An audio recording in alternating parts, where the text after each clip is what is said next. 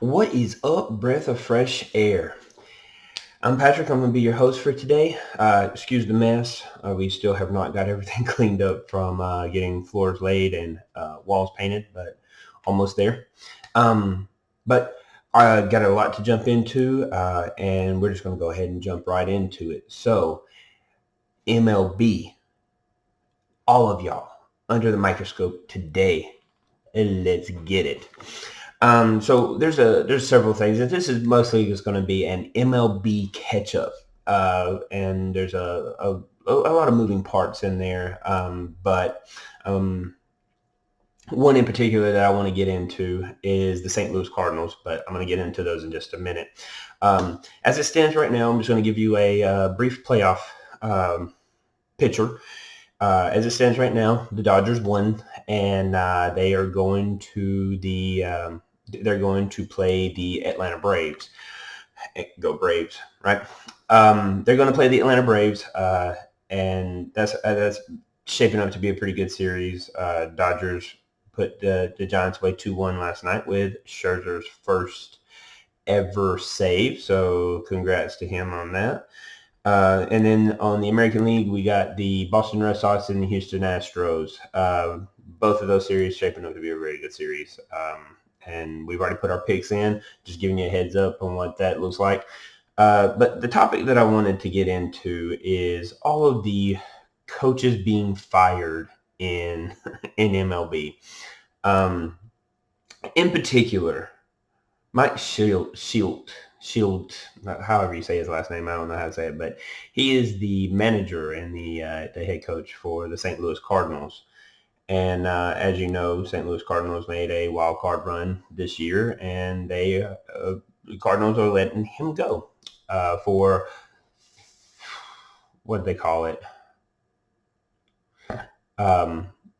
Physiological differences, I think, is what they called it.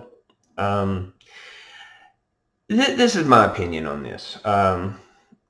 Shields has been with the organization since 2004, and he took over the head coaching job. I want to say in 2019, or 2018. Maybe it was 2018. It was one of the two. Anyway, they didn't make the playoffs in 2018. I think it was 2018.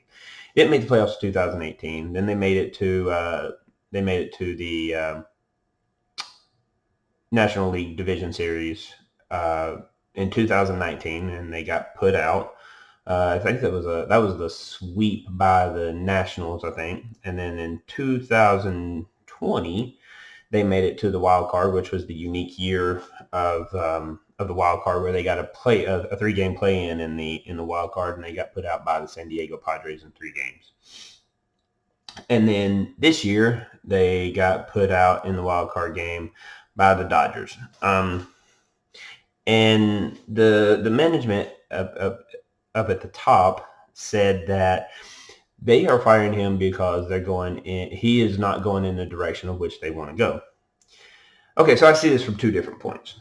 One, from a management standpoint, it's really hard to play teams with an aging group. Now, a lot of people are like, well, that's experience. Well, St. Louis Cardinals is an aging team. They do have a lot of young talent, but they're an aging team. And, and this is, and I'm not taking anything away from Molina. He is my favorite player as a catcher. He is the best catcher I've ever seen in my life. He is phenomenal, and he's still playing at the top of his game. Even today, I just think he's a phenomenal player. But he is aging, and he's not as dangerous at the plate batting as he once used to be. So, look, I give the Cardinals a lot of credit, man. They went on a 17-game win streak in the month of September to get where they were at, and they knew what they had to do, and they handled their business, and they did what they needed to do. To me, that symbolized great coaching. And they're all adults. Don't get me wrong. We're all adults, and we know what we got to do. But still, at the end of the day, to me, that's great coaching. Didn't get the outcome that they that they deserve, but you're going against a Dodgers team that was, in a lot of ways far more superior than they were. But making it to the NLDS and then making it to a wild card and then getting put out again in the wild card, it seems like apparently that they topped out at the NLDS and they're starting to head back down. And I guess that's what they're coming from with management heading in the wrong direction. And I mean front office management, not management on the field. Truthfully, I have mixed feelings about this decision in St. Louis. I really liked him as a coach. I thought he did a great job. Giving him 4 years with an aging group, I think was a little bit more of a what's the word? A disadvantage, so to speak. But I also see management, front office management, is ready to pull the trigger and make some moves that puts them into a deeper playoff run, maybe to a World Series, if not winning a World Series.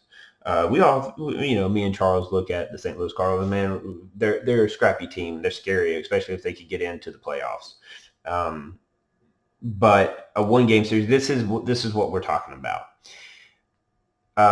People tend to get fired over a one-game play-in when, honestly, in a lot of cases, they probably don't deserve to get fired.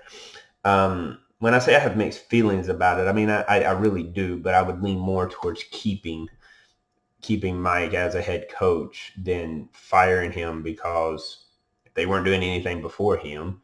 And they have a good team. They just need somebody. They just need some youth on that team that can help hit the ball a little better and produce more runs.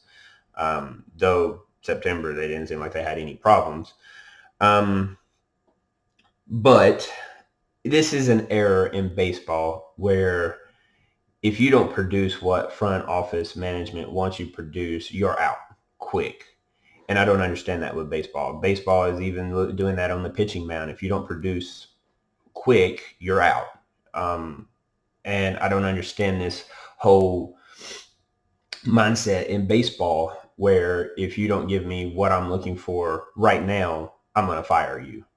You got to give people a chance. You got to give people an opportunity and let them get some people in that they feel is going to make the team better, because St. Louis was not in a bad place. There's not any positioning that St. Louis needs that their locker room is in disarray, or they don't have a culture there that exudes winning, because they are winning. I mean, they went 90-72 this year. That's not a bad record. I mean, I guess if you compare it to the Dodgers and the Giants, then it's bad. But I mean, come on, they were freaks this year, and unfortunately, they had to run into each other for like second round, which I consider first round because that wild card is BS.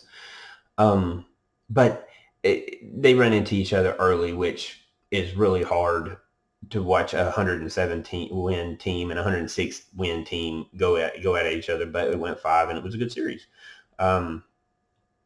But I don't understand this concept, what Major League Baseball is doing when it's, what are you producing for me yesterday? And if you don't give me what I want yesterday, then you're fired today. They do it from the top at front office of owners. If you don't produce, then, and it just trickles down all the way down to the mound. I mean, some of these pitchers not even going 3 or 4 innings before they're pulling them and saying you're fired for the day and you can come back next week, which is crazy. So drop your comments down. I would like to hear what y'all feel about how baseball is moving in this direction of firing before they even have a chance to produce or even argue their point of why they should be out there or why they even have their job. So smash that subscribe button. Give us some comments, feedback. Let us know what we're doing, good, bad, ugly. It don't matter. We always love the comments, and we always love the feedback, and we always respond to the comments. So until next time, enjoy your college football weekend and go Dogs.